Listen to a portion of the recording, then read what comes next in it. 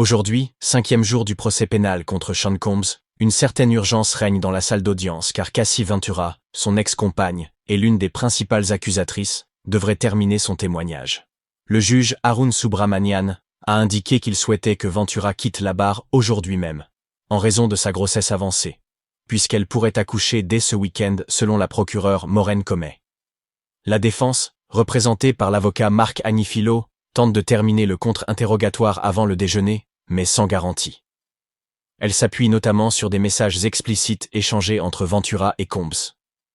Le juge a souligné que la défense ne devrait pas dépasser le temps pris par l'accusation lors de l'interrogatoire direct, soit environ 1 jour et demi, tout en laissant ouverte la possibilité d'un temps supplémentaire si nécessaire après le déjeuner. Une fois la défense terminée, l'accusation prévoit encore environ 1 heure d'interrogatoire complémentaire avec Ventura. Ce 4e jour de témoignage de la jeune femme est crucial, car ces déclarations poseront les bases des arguments juridiques plus approfondis que les avocats des 2 parties développeront dans les prochaines semaines, avec l'appui de témoins experts. Le juge Arun Subramanian était sur le banc, et les avocats se trouvaient dans la salle d'audience, pendant que les procureurs et les avocats de la défense débattaient de la suite du contre-interrogatoire de Cassie Ventura. Plus tôt dans la journée, l'accusation avait soumis une lettre demandant au juge de s'assurer que ce contre-interrogatoire se termine avant 16h30, heure de l'Est. De leur côté, les avocats de la défense souhaitaient montrer à Cassie Ventura une vidéo de Sean Combs, filmée lors d'une randonnée dans les bois, dans laquelle il parlait de Dieu. Selon eux, Combs lui avait envoyé cette vidéo pendant un séjour en cure de désintoxication, 1 mois après l'altercation de 2016 à l'hôtel Intercontinental. Ils estimaient important de lui montrer cette vidéo car elle avait affirmé, durant son témoignage, que Combs n'était jamais allé en cure pendant leur relation. Le juge a autorisé Ventura à visionner la vidéo, mais a précisé qu'elle ne pouvait pas être soumise comme preuve au jury. Lui-même l'a regardée dans la salle d'audience, où seul l'audio était accessible au public. On y entendait Combs dire « Je vous tiens juste au courant, car à mesure que je grandis, je veux que vous sachiez que je grandis, et je veux que vous grandissiez avec moi. » Ce jour-là, Ventura témoignait lors de ce qui devait être la dernière opportunité pour les avocats de la défense de la contre-interroger. L'équipe de l'accusation devait ensuite avoir une chance de procéder à un réinterrogatoire, en fonction de ce qu'elle jugerait nécessaire selon la performance de la défense. L'ancienne procureure fédérale et analyste de CNN Jennifer Rogers a expliqué « La redirection la plus efficace au monde est de se lever et de dire « Je n'ai plus de questions pour ce témoin ». Elle a ajouté que si la défense n'a pas porté de coup direct, alors vous n'avez pas besoin de la réhabiliter. Rogers a souligné que c'était la dernière chance pour la défense de saper Ventura autant que possible, tout en notant qu'elle pensait que la défense avait besoin de quelque chose de percutant, qui ferait dire au jury « Attendez une minute, c'est peut-être différent de ce qu'il pensait ». Elle a insisté sur un point essentiel. N'oubliez pas que c'est ce qui rend les procureurs nerveux. Cassie Ventura et Sean Combs ont été ensemble pendant longtemps, et il en sait bien plus sur elle que les procureurs et ses propres avocats. Elle a conclu. Alors que peuvent-ils utiliser, lui et son équipe, pendant ces 10 années pour tenter de la faire avouer ou de saper sa crédibilité ou la version qu'elle a racontée? Selon elle, cela expliquait pourquoi les procureurs pouvaient encore être sur le bord de leur siège, craignant qu'une surprise surgisse. Le jury est entré, et Cassie Ventura est retournée à la barre. L'avocate de la défense Anna Estevao a repris son interrogatoire en posant des questions sur la consommation de substances de Sean Combs au moment de l'altercation à l'hôtel Intercontinental en mars 2016. Estevao lui a demandé si elle avait dit aux enquêteurs lors d'entretiens précédents que Combs était évanoui pendant l'incident. Ventura a répondu « Je crois qu'il était ivre », tout en ajoutant que la perception d'un blackout pouvait différer d'une personne à l'autre. Le jury a ensuite vu un message envoyé par Cassie Ventura à Sean Combs le 10 mars 2016, dans lequel elle décrivait les abus subis. « Quand tu te fais avoir, tu veux toujours me montrer que tu as le pouvoir et tu me rabaisses. Je ne suis pas une poupée de chiffon, je suis l'enfant de quelqu'un », disait-elle dans ce message lu à haute voix au tribunal. Le jury a également vu des messages échangés entre eux quelques jours après l'altercation. Dans ces échanges, Combs exprimait son désir d'avoir un rapport intime avec elle. Contre-interrogée, Ventura a confirmé qu'elle trouvait étrange qu'il propose cela après ce qui s'était passé à l'hôtel. Combs avait écrit « J'ai ressenti la même chose depuis vendredi. Qu'est-ce que tu fais ?» Ventura avait répondu « L'ambiance est mauvaise. Il faut une ambiance différente de celle de vendredi. » Combs avait alors écrit « Fuck Friday lol. Je ne veux même pas refaire ça. Et Ventura avait répondu, MDR c'est vrai. Dans les messages suivants, Combs faisait référence à une carte et disait à Ventura qu'il l'aimait. Je t'aime, avait-elle répondu. La défense a ensuite abordé les cas où Ventura avait affirmé que Combs lui avait confisqué son téléphone après l'avoir soupçonné de parler à d'autres hommes. Ventura a déclaré qu'il lui avait également pris d'autres biens personnels, comme son passeport ou sa montre, lorsqu'il était en colère, notamment à plusieurs reprises, à propos d'hommes qu'elle avait fréquentés au fil des années. Elle a précisé « Si j'étais avec quelqu'un d'autre que lui, je ne pense pas que j'appellerais ça de la tromperie. Quand on n'est pas avec quelqu'un, ce n'est pas de la tromperie. J'ai l'impression que c'est une formalité dans une relation amoureuse. Nous n'étions pas mariés. » Estevao lui a demandé si elle se souvenait d'un incident en 2013, lorsque Combs lui aurait pris son téléphone après l'avoir soupçonné de danser avec Chris Brown. Ventura a répondu qu'elle ne se souvenait pas bien de l'incident, si ce n'est que je ne dansais pas avec Chris Brown. Elle a raconté qu'en août 2016, Combs lui avait confisqué son téléphone après avoir appris qu'elle fréquentait un autre homme. Elle a expliqué qu'ils n'étaient pas vraiment ensemble à ce moment-là et que leur relation n'était pas au beau fixe. Elle a témoigné qu'alors qu'ils se rendaient ensemble à un rendez-vous médical, elle avait déverrouillé son téléphone et que Combs l'avait saisi avant de s'enfuir en courant hors de la voiture. De retour chez elle sans téléphone, sa mère avait appelé la police, a-t-elle dit, mais elle a fini par récupérer son téléphone plus tard dans la journée. Le rôle précis de la police n'a pas été approfondi. Combs avait utilisé son téléphone pour appeler le joueur de la NFL qu'elle fréquentait à cette époque, dont le nom n'a pas été révélé. Le jury a ensuite entendu un enregistrement d'une conversation entre Cassie Ventura et un homme à Atlantic City en mars 2014, après que celui-ci lui eût dit avoir vu une vidéo à caractère intime d'elle. Ventura avait déjà évoqué cet incident dans son témoignage direct, affirmant que Combs l'avait poussé à approfondir cette situation. Dans l'enregistrement, Ventura menaçait plusieurs fois l'homme. « Je vais te tuer, et ensuite il va te tuer à nouveau », l'entend-on dire. Son témoignage n'a pas permis d'établir s'il existait réellement une telle vidéo, ni comment l'affaire s'était conclue. Ventura a déclaré qu'elle croyait qu'un homme avait secrètement filmé un « freak-off » entre elle et Combs. Elle avait exprimé son inquiétude à Combs, qui lui avait promis de s'en occuper. Elle a aussi confirmé que Combs craignait lui-même que des vidéos à caractère intime de lui soient rendues publiques. Un service d'escorte utilisé par Combs et Ventura, Cowboy Square Angels, avait été présenté dans une émission de télévision de Showtime, intitulée Gigolos. Ventura a confirmé qu'elle craignait que les escortes qu'ils utilisaient apparaissent dans l'émission et exposent leur relation. L'avocate de la défense a suggéré que certaines escortes ayant participé aux freak-offs figuraient dans l'émission. Ventura a répondu qu'elle ne l'avait jamais vu et ne pouvait donc pas le confirmer. Cassie Ventura a ensuite témoigné qu'au début de 2023, elle avait séjourné dans un centre de traitement pour patients hospitalisés afin de traiter ses troubles de santé mentale. Elle y était restée 45 jours et avait commencé à écrire son livre durant ce séjour.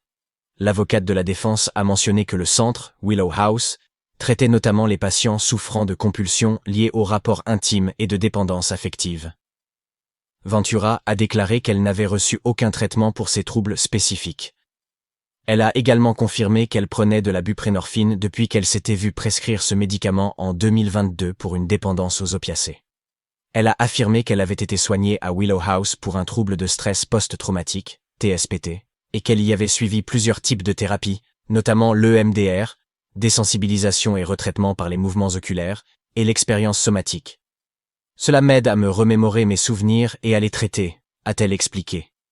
Elle a décrit une méthode où l'on réimagine un souvenir traumatique, comme être enfermé dans une pièce, d'une manière où l'on peut cette fois en sortir. Elle a également parlé du traitement par neurofeedback. Il connecte votre cerveau à une machine et vous regardez quelque chose, et cela régule en quelque sorte vos ondes cérébrales, a-t-elle dit, ajoutant qu'elle avait reçu ce traitement environ 5 ou 6 fois. Le jury a ensuite été dissous pour une courte pause. Le jury est de retour dans la salle d'audience après une courte pause. L'avocate de la défense, Anna Estevao, a évoqué une série de messages échangés en avril 2010 entre Sean Combs et Cassie Ventura au sujet des freak-offs. Cette conversation avait déjà été mentionnée lors de l'interrogatoire principal de Ventura. Elle avait témoigné plus tôt dans la semaine qu'elle avait envisagé de dire à Combs qu'elle ne voulait plus participer à ces pratiques, mais avait renoncé en voyant sa réaction. Le jury a examiné des échanges s'étalant sur plus de 3 jours d'avril durant lesquelles le couple évoquait leur relation. Combs y déclarait qu'ils avaient besoin de faire un examen de conscience cette fois-ci.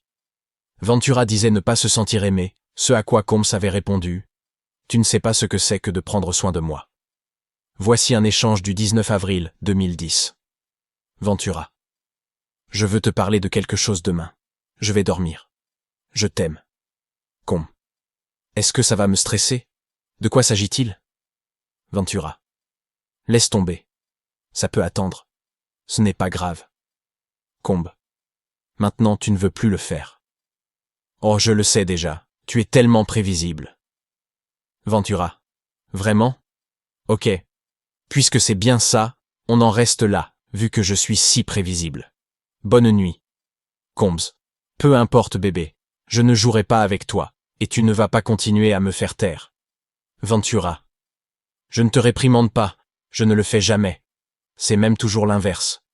Je n'allais pas dire que je ne voulais plus le faire.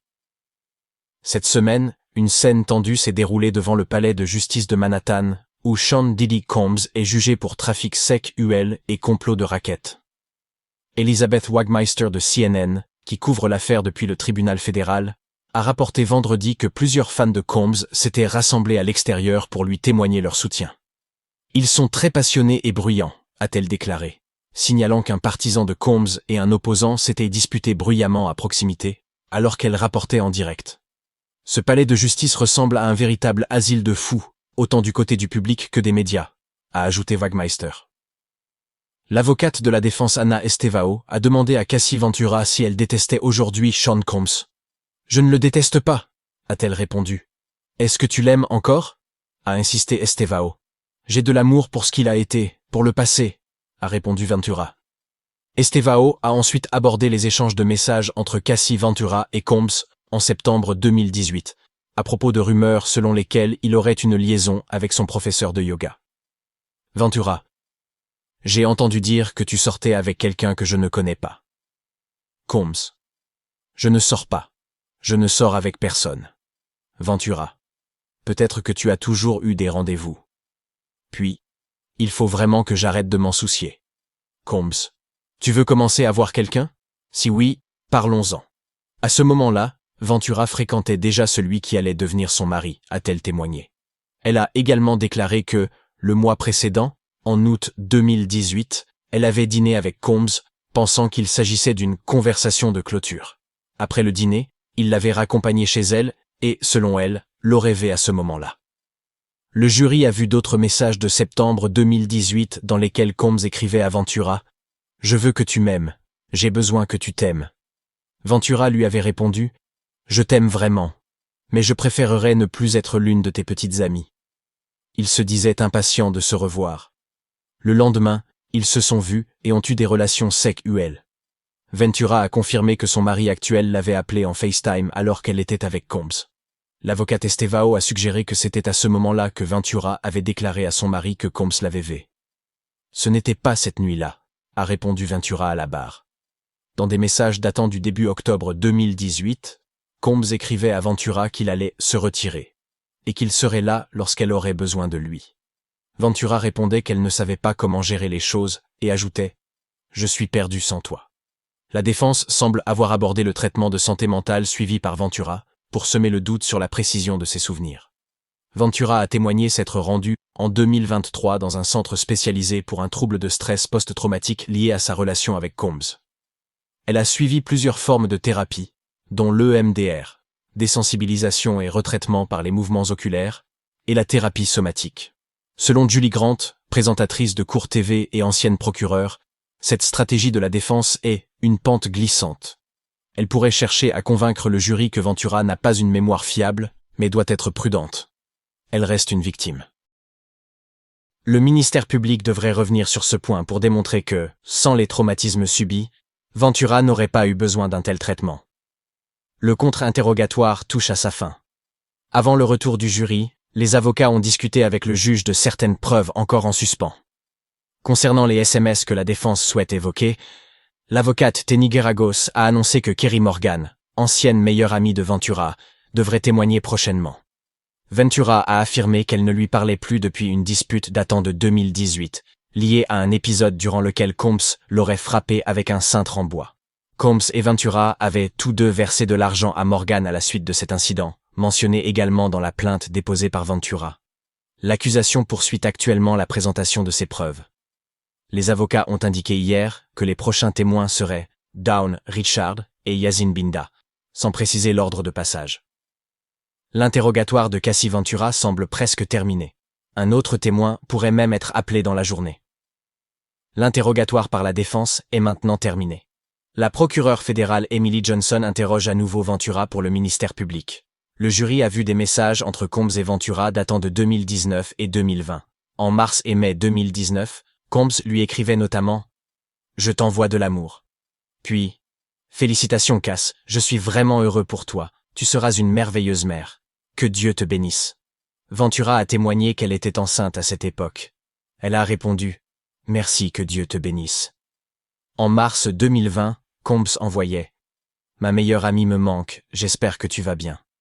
Ventura lui répondait qu'elle espérait qu'il prenait soin de lui et que sa famille allait bien. Combs, merci beaucoup pour ta réponse. Cela me touche plus que tu ne le crois. Je t'envoie toujours beaucoup d'amour et de lumière. Sache que je suis toujours là si tu as besoin de moi.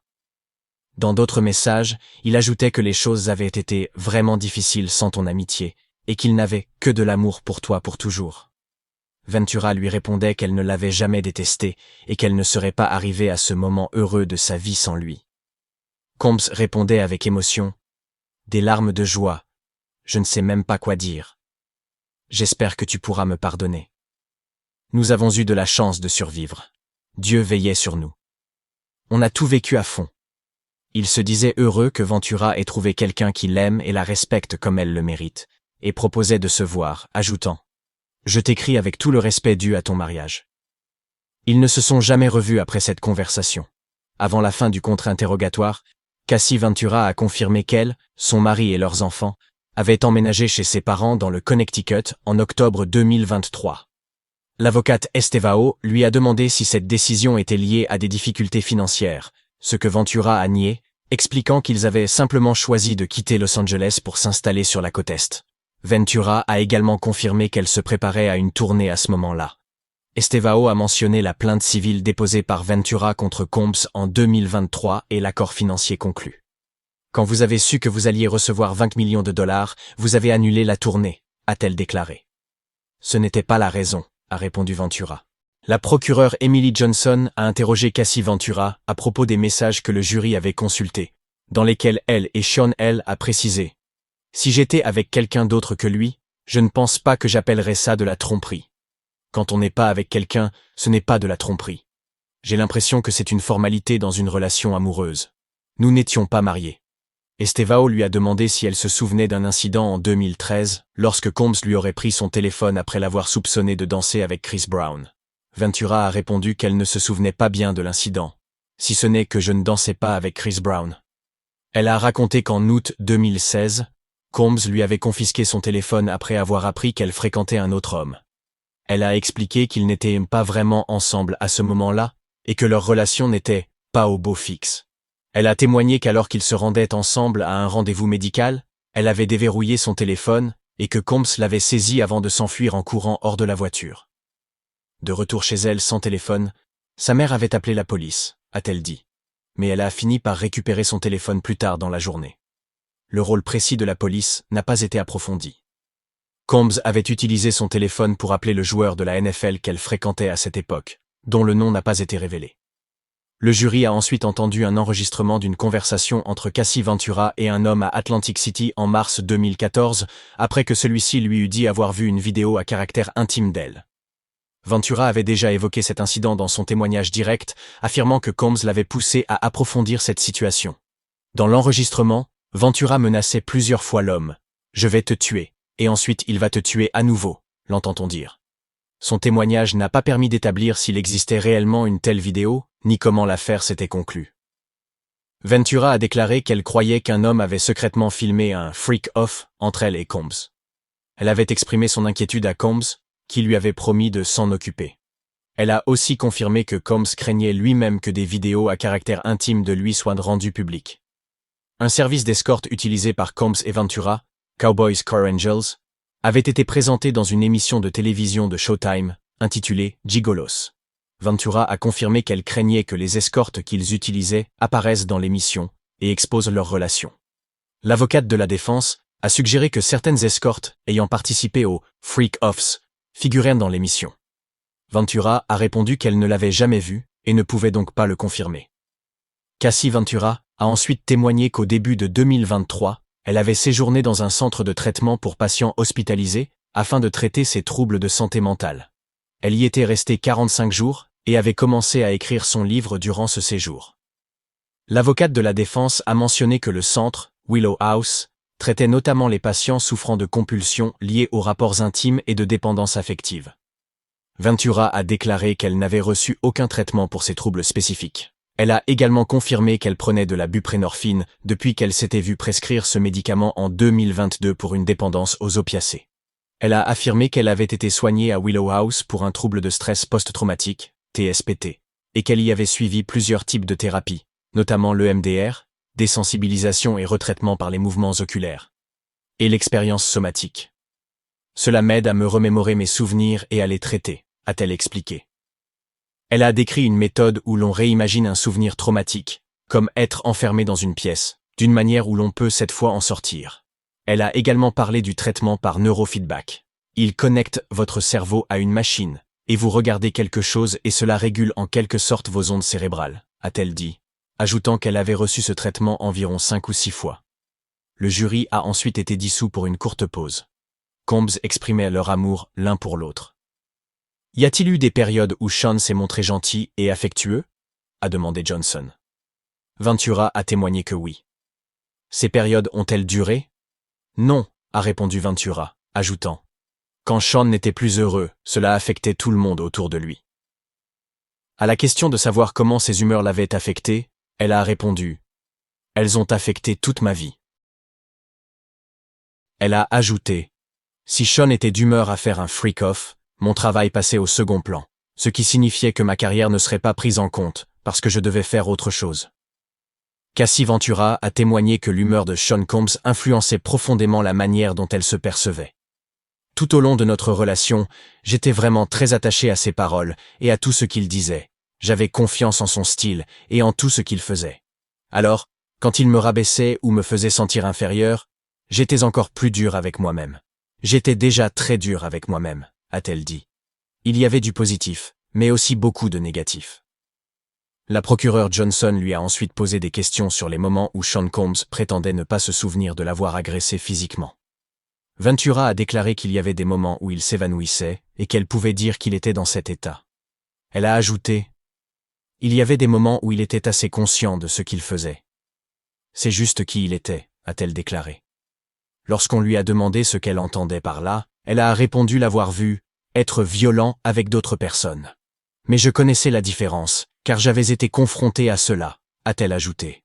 Le contre-interrogatoire de Cassie Ventura étant terminé, le gouvernement avait désormais la possibilité de procéder à un réinterrogatoire. L'avocat Renato Stabile, non impliqué dans l'affaire, a déclaré à CNN que selon lui, le contre-interrogatoire s'était déroulé aussi bien que possible. Ils ont fait le nécessaire pour la confronter à ses SMS, qui contredisent ses allégations de contrainte, a-t-il affirmé.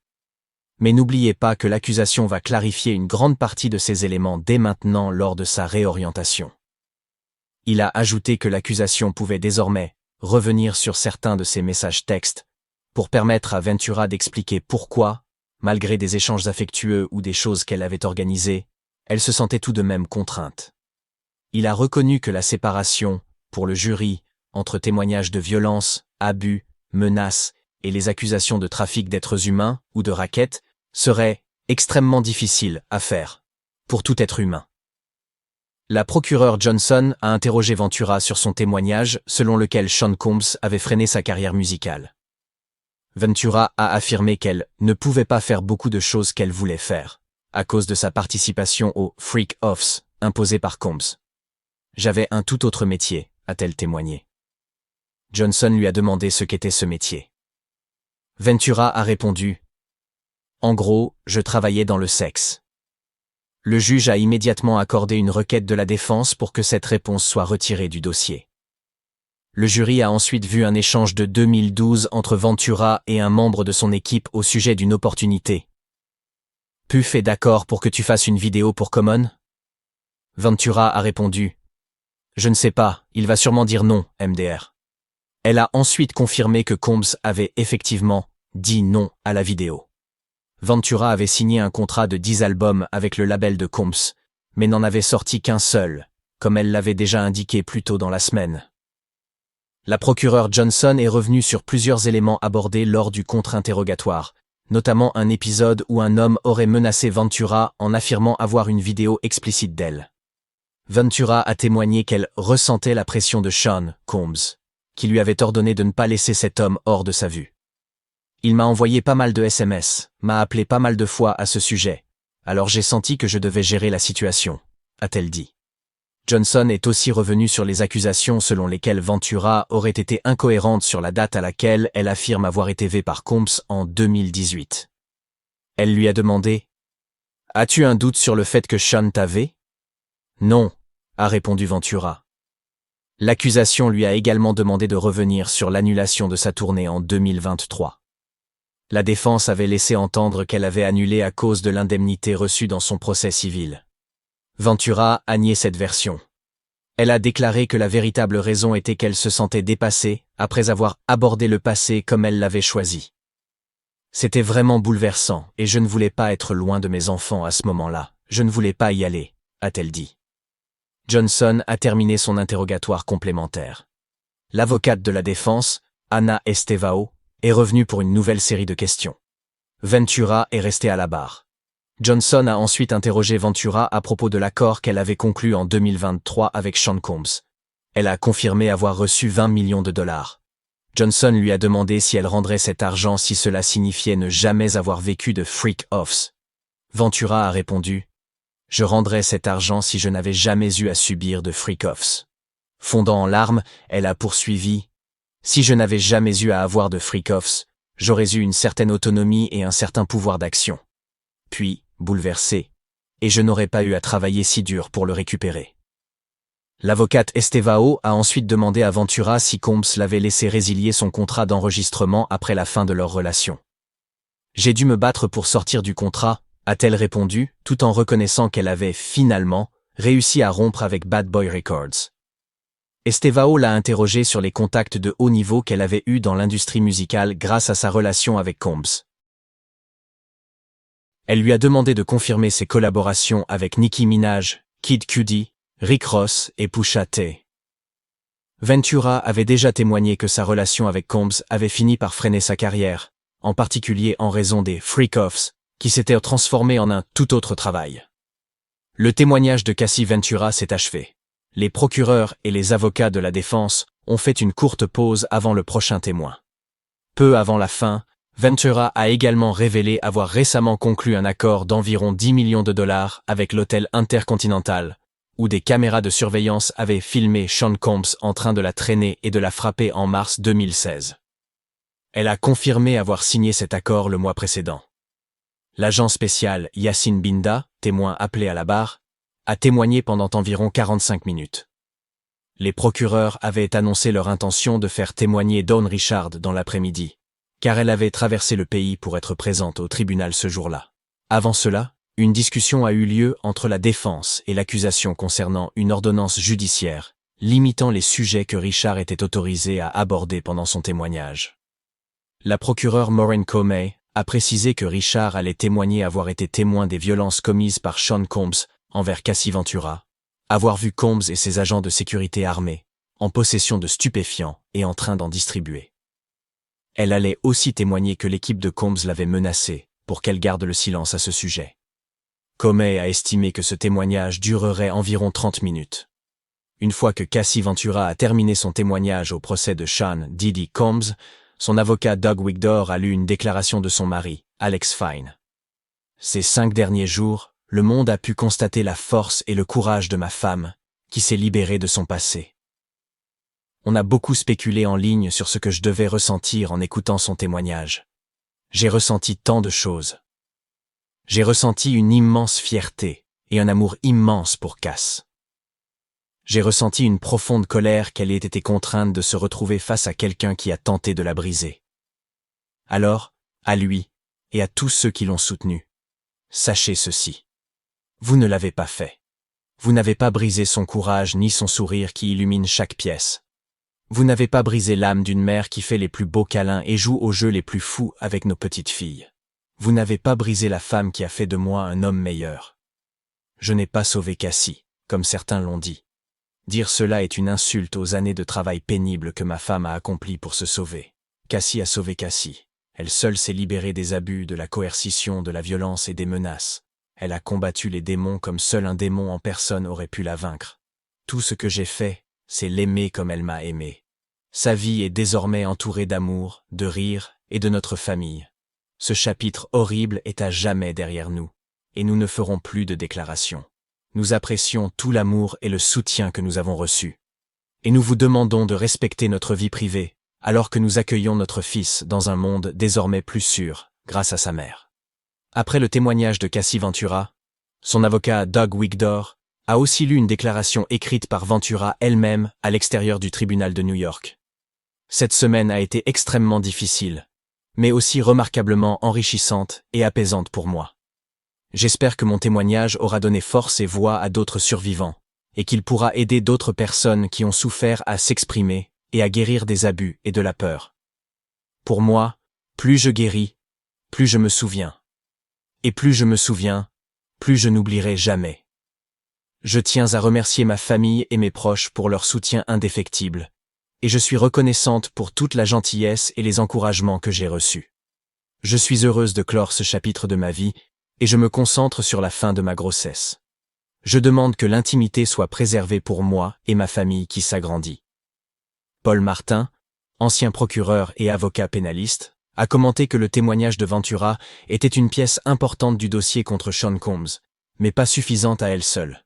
Il a précisé « Je pense que ce n'est qu'un élément de l'affaire. Elle est un élément clé, mais ce n'est pas l'affaire dans son intégralité. » Et d'autres témoins viendront corroborer son témoignage. D'autres témoins corroboreront ses pensées libres et confirmeront si la force a été utilisée ou non. Mais elle est incontestablement un témoin très convaincant en raison de la relation qu'elle entretenait avec M. Combs. Dans les semaines suivantes, l'accusation devait encore démontrer que Combs s'était rendu coupable de racket, de trafic et de transport pour des rapports intimes, des accusations pour lesquelles il avait plaidé non coupable. Paul Martin a résumé l'enjeu. Il s'agit d'une affaire concernant un RICO, Racketeer Influenced and Corrupt Organizations Act, et de savoir s'il existe un modèle ou un comportement d'activité qui constituait cette violence pour forcer cette jeune femme à avoir des rapports intimes. L'agent spécial Yacine Binda, de la division de la traite des êtres humains, a confirmé avoir organisé l'arrestation de Sean Combs le 16 septembre 2024. Elle a fouillé sa chambre d'hôtel au parc Hyatt. Des images de cette perquisition ont été montrées au jury. On y voyait des sacs plastiques contenant de l'huile pour bébé et du lubrifiant Johnson's trouvés dans un placard et dans la salle de bain. Le jury a vu aussi la photo d'un luminaire que Binda a décrit comme un éclairage potentiellement d'ambiance. Un flacon de clonazepam au nom de Frank Black a été trouvé dans un sac Louis Vuitton. 2 sachets de poudre rose ont été trouvés dans un autre flacon. L'un contenait de la kétamine, l'autre de la MDMA et de la kétamine. Le jury a aussi vu une photo de $9 000 en liquide, trouvée dans un sac banane accroché au lit. Binda a aussi confirmé qu'une femme semblait séjourner avec Combs dans cette chambre d'hôtel. Ensuite, Dawn Richard a été appelée à témoigner.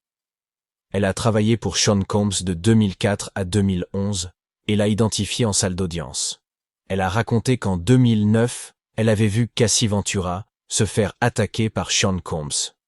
Il est descendu en criant, belliqueux, demandant où était sa nourriture, et a commencé à la frapper à la tête, à lui donner des coups de pied et à la battre au sol devant nous.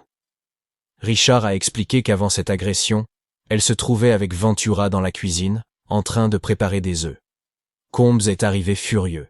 Il s'est approché d'elle, a pris la poêle contenant les œufs et a essayé de la frapper à la tête avec, et elle est tombée au sol. Il ne semble pas que cela l'ait complètement touchée, a-t-elle précisé, ajoutant que Ventura semblait avoir anticipé le coup. Elle s'est mise en position fétale, a-t-elle ajouté. Richard a témoigné qu'après cette scène, Combs avait traîné Ventura à l'étage par les cheveux, son bras autour de son cou. Elle a ensuite entendu du verre se briser et des cris venant de l'étage. Quand le juge Arun Subramanian a dissous le jury pour la journée, Richard venait de décrire les menaces de Combs. Elle a expliqué pourquoi elle n'avait pas appelé la police. « J'avais peur de faire quoi que ce soit, de peur de ce que cela pourrait signifier pour moi aussi. » Elle a aussi déclaré que le lendemain, Combs avait invité elle et une autre femme, Kalena Harper, chez lui. Il les a enfermées dans un studio d'enregistrement, puis leur a dit que ce qu'elles avaient vu était de la passion, et ce que font les amoureux. Il leur a dit « Là d'où je viens, les gens disparaissent s'ils parlent. » Puis, il leur a offert des fleurs. La procureure Comey a précisé que Kerry Morgan, l'ancienne meilleure amie de Cassie Ventura, serait la prochaine à témoigner. La mère de Ventura devait aussi témoigner en début de semaine suivante. L'ancienne procureure Lonnie Combs a déclaré que ce procès constituait un test pour la société post-MeToo. Cette affaire va vraiment être un test décisif pour savoir où en est notre société aujourd'hui après le mouvement Je MeToo. Elle a ajouté « Nous revenons en quelque sorte en arrière en tant que société, quand il s'agit de ce que signifie tenir responsables les auteurs présumés de violence. » La question ici est, les gens peuvent-ils regarder ce cas et comprendre que dans les relations abusives, il y a des bons et des mauvais moments, n'est-ce pas? Enfin, le juge a tranché en faveur du bureau du procureur concernant la confidentialité de l'ordre des témoins en raison du risque de falsification ou d'obstruction. Le jury a été suspendu jusqu'à lundi 9 h.